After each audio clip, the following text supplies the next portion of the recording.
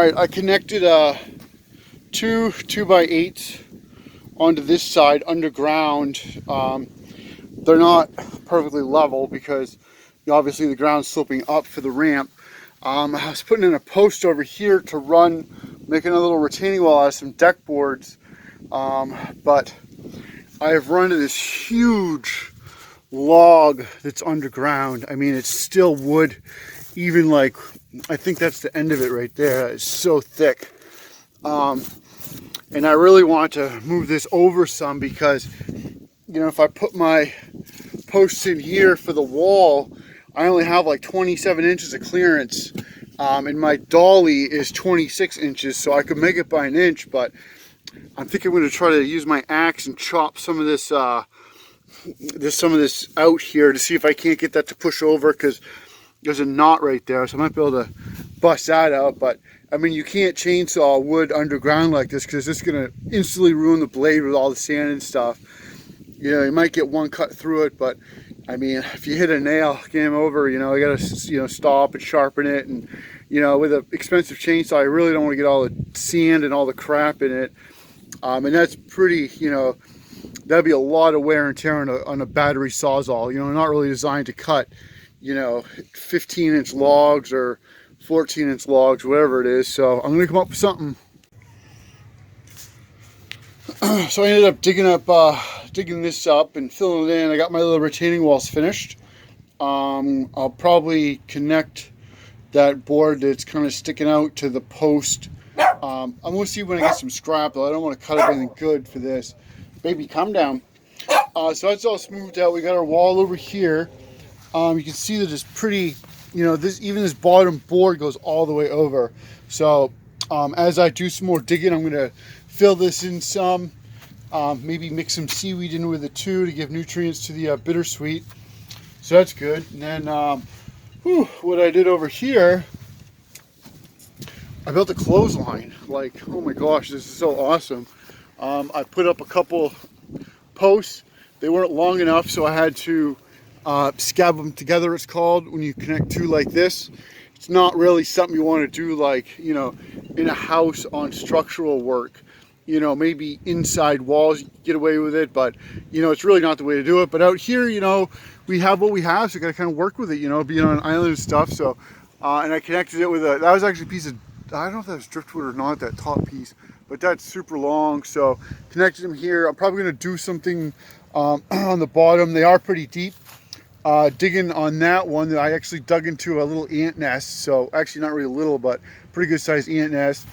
I restacked all my wood neatly. All the pressure treated, I got a pile of just mixed up stuff, scrap lumber. But this all came today. I want to take a video, loaded in my boat, but I had my phone in my little Yeti container, and I piled the wood in and realized I couldn't get to it. So I got that. I got this plywood. I got these two older pieces here. One of them broke somehow in travel or transport, or, you know, maybe it was broken to begin with. Not really sure, but it's pretty rustic. So I'm going to use that over here because I have this piece of pressure treated plywood here. It's a full 4x8 sheet. So I'd like to use that in the back as like a sun blocker.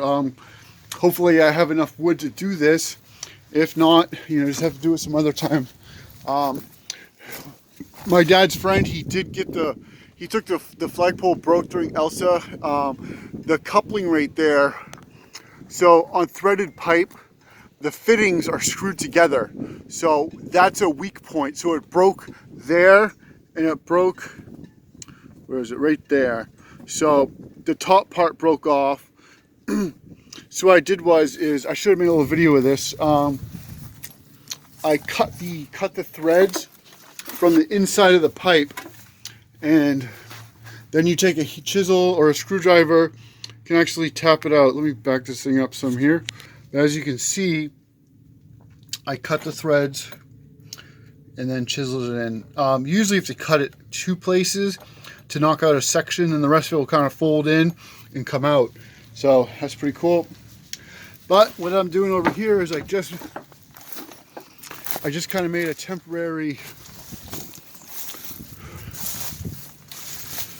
temporary decorations to kind of block the rain and wind out of here. Now I got some extra time, so I'm gonna be unscrewing all these deck boards to get the plywood out. And that's kind of where I'm at. All right, I'm not really sure where I left off, but you know, we got a gas grill, we got some shelves built. What I did was I ran some plywood off the back of the tree fort to make a little section for more of something. I dug the sand out to make this floor kind of flatter. As you can see, what I'm doing is I'm taking the sand and I'm using it on my levee I'm building. I'm just trying to do like an experiment to really see if, you know, burying seaweed and sand, you know, actually grows dune grass and stuff. So those back poles go about 4 feet deep, so I could literally dig this whole thing about flat. And then we got our little entrance window here. I do have a piece of plywood, a pressure treated plywood, to put over it for you know, storm protection, because when storms come out of the northeast, they really blast this here. And we have our deck boards. I did take that pressure treated plywood out and I put this regular plywood in. It's kind of you know, sun worn, so it looks cool for the structure.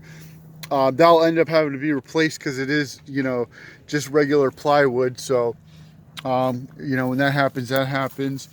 And then we have our side over here. I did get the entrance. Ooh, the entrance. You can see how deep I dug. This came out really nice. This is our new entrance here. Underneath our 4x4s, they're about where my feet are. And one of them comes at, the one on the right comes at an angle. It's a little further out down here. But what I did was I buried the whole thing in sand. I packed the sand underneath it, and it's all packed in. So that'll be nice and strong. And then on the levee, with all that seaweed I ended up raking up, I actually got it all up, which is amazing. But here's the levee, and I've already started to come in on that side, which is pretty exciting. So I got that much space to do there for that, and then I'm going to bury it in sand as I dig that out. So kind of like over here where I got, it's like seaweed, sand, seaweed. So, you know, see how it does. It's an absolute beautiful afternoon. So with my gimped out leg, I decided to just slowly move wood. So I got my wood piles cleaned up. I've emptied that whole area too. And what I've done is I have put it all up here, you know, higher from the water line, you know, the better for storms and stuff. So can't really see too well because the tarps, we have the remnants of a hurricane coming in tomorrow. It's not even a hurricane at this point. We're gonna get like maybe, I don't know, like an inch of rain or something like that. But what I've done is I got my wood, my good wood stacked here. This is stuff I brought with the barge. It's all pine. You know, not really supposed to burn indoors in wood stoves. So I brought it out here. And then what I did was is I took off that extension, and then I added posts that were in line with these posts so I could fortify it. Down here, I have a 2x12 right here that runs between the two of them, which is screwed. Then up top we have that driftwood 2x6, which is pretty cool. It is pressure treated, and this has all been connected, and I connected all down here too. So what I'll do in this little spot here is I'll stack, you know, little wood I have in the piles, which I cut it up and clean it up, get it all stacked up nice.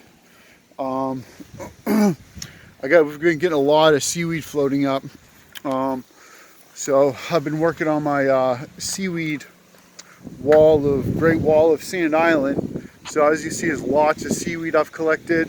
I'm starting to go over with the sand at this point. And then, you know, depending on how things go, I might make this wider and taller. I'm not really sure yet.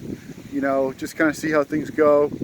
You know, you can't, there's so much to do out here. It's hard to just be like, well, I'm going to do all this and that and the other thing. And, you know, then it's dark. So pretty much just kind of, you know, just putting along and getting stuff done.